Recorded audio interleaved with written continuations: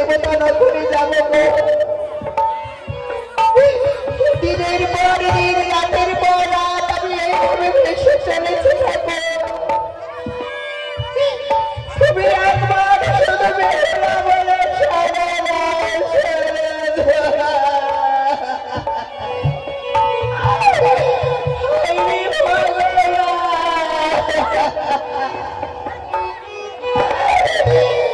কত তুমি আমায় দুঃখ দেবে ঠাকুর, আর তুমি কত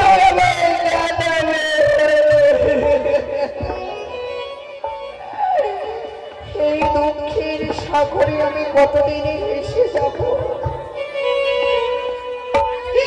তুমি একবার শুধু কথা বলো প্রভু, তুমি একবার শুধু বেহুলা বলে রাখো।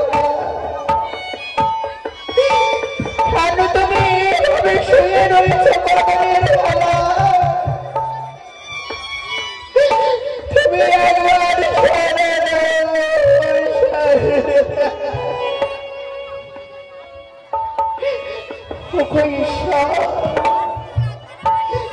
আজ কেন তুমি এইভাবে আমার স্বামী দেবতাকে হরে নিলে? কি আমার তোমার চরণে অপরাধ করেছিলাম আমি? একটি নিশি আমার সুখে থাকতে দিলে না ঠাকুর। এই সুমন্তের সিঁদুরে যেন অক্ষয় হয়ে থাকত, সেই সুমন্তে তুমি আমার ধুলি দিয়ে দিলে। একবার শুধু কথা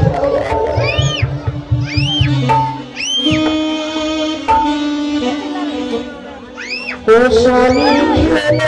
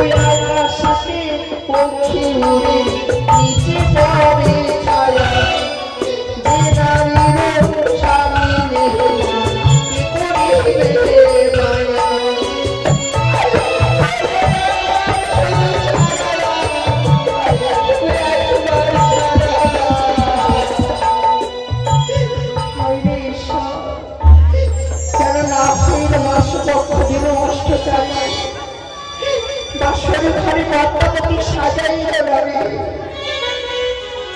মাটির সভা বৃক্ষ যেমন বৃক্ষের সভা ফুল, নারী জাতের সভা হয় মা সীমন্তের সিঁদুর। যে নারীর একবার সীমন্তের সিঁদুর উঠে যায় মা,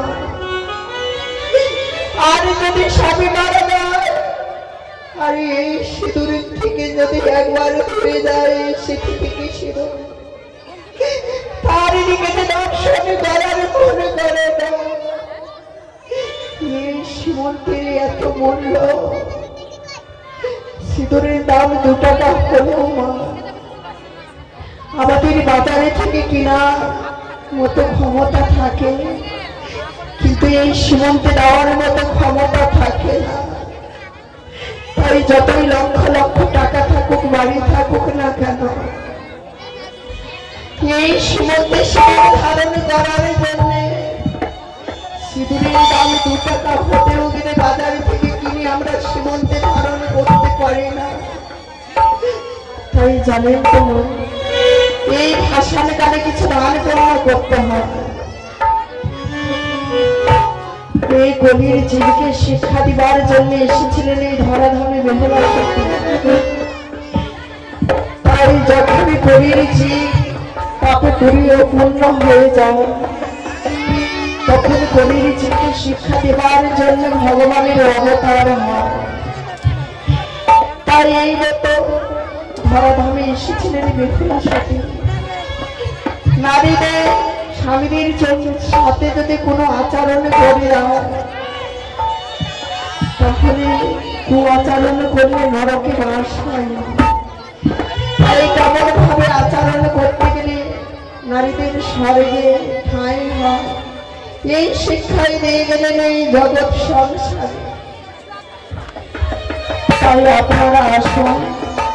এই ভাষালে দান করলে কি হয় জানেন তো? ভাষালে দান করতে গেলে নিচু নিচু স্বামীর আয়ু বেড়ে যায়। এখানে তো অনেক মায়ের ভক্তরা আছে। স্বামী বেঁচে থাকলে আমরা এই সিঁদুরের মূল্য বুঝতে পারি না, কিন্তু যাদের একবার স্বামী মারা গেছে তাদেরকে জিজ্ঞাসা করে এই সিঁদুর কি আর স্বামী কি? স্বামী হলো একটা বট বৃক্ষের সমান।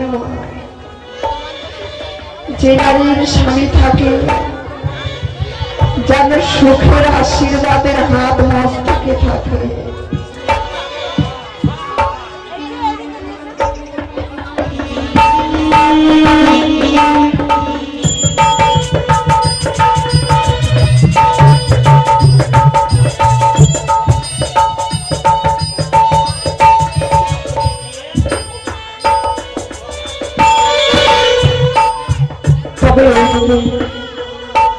এক ভাগ্যবতী মা সেই একখানা বস্ত্র দান করে গেলেন। তবে জানতে না, আমাদের মানব করে জন্ম নিতে গেলে আমাদের ভগবান অনেক সুবিধা। ভগবানে যেমন আমরা মানুষের চিন্তা করি না ভগবানের জন্য, ভুলে যাই ভগবান বলে, কিন্তু ভগবান সদা ভক্তের জন্য চিন্তা করে। তাই কাউকে যদি দান করতে হয় তবে এই মতো বস্ত্র দান করতে হয়। বস্ত্র দানের মতো মহাদান কিছু হয় না। অন্নহীনকে অন্ন দান করতে হয়, বস্ত্রহীনকে বস্ত্র দান করতে হয়। যারা জানে না, এই বস্ত্র হলো লজ্জা নিবারণ করা। যে জীব লজ্জাকে নিবারণ করার জন্য বস্ত্র দান করতে পারে, তার মতো ভাগ্যবতী আর কিছু হয় না। তাই এই ভাগ্যবতী মা এসে একখানা শাড়ি দান করে গেলেন এই ভাষার গানে। তবে যেই মনোকামনা নিয়ে দান করেছে, সকল মনস্কামনা যেন নাগমাতা বিশ্বহরি সেই পূর্ণ করে, এই কামনা করে মায়ের চরণে যত পৃথিবীর দুঃখ দিয়েছে আমায় দাও ঠাকুর, কিন্তু আমার মতো হতভাগী যেন কাউকে করো না। এই দুঃখ তুমি দিয়েছেন আমায় শৈবাক শক্তি দিয়ে, এমন দুঃখ তো কোনো নারী সইতে পারবে না। যে সেই মতো করে আমার বাসর ঘরে বিধবা সাজিয়ে দিলে ঠাকুর। কি আমি জীবনে পাপ করেছিলাম, কি পাপের সাজা তুমি আমায় দিলে? কেন তুমি আমার স্বামী দেবতাকে কেড়ে আমার এই চম্পলাতে কলঙ্ক করে দিলে? কি এমন তোমার চরণে আমি অপরাধ করেছিলাম? যত তুমি আমায় দুঃখের ব্যথা দিয়েছ, আমায় তুমি না, কিন্তু তুমি শুধু আমায় সইবার শক্তিটুকু দিও। এই জীবনে আমি কি চেয়েছিলাম গো? ভেবেছিলাম শ্বশুরালয়ে সুখের স্বর্গ সমতুল্য আমি সুখের সংসার গড়ে তুলব। হলো না আমার সেই সুখের সংসার তোলা। জীবনে আমি কি চাইলাম আর কি পেলাম? ও কি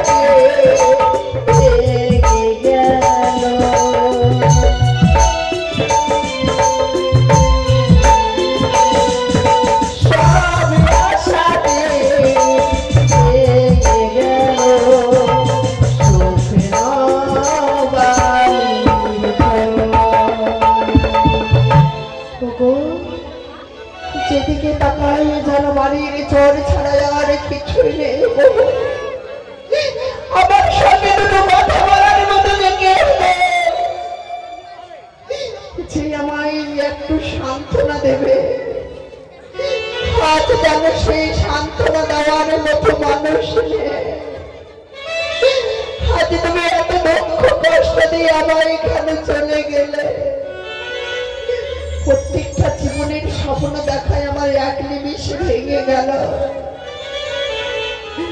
ও কি চেয়েছিলাম কি না পেলাম, কি চেয়েছিলাম কি না পেলাম।